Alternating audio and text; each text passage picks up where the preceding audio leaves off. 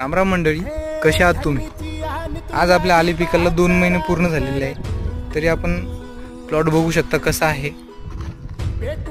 या पद्धतीने पूर्ण तण नियंत्रण केलेले आहे आपण।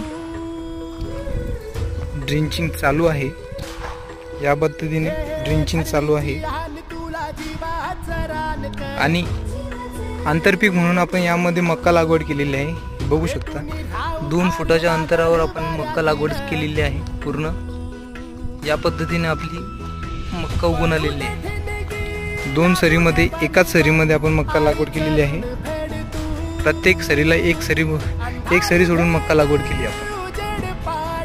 तुम्हाला पण आंतरपीक म्हणून जर कोणतं पीक घ्यायचं असेल तर तुम्ही मक्का लागवड करू शकता।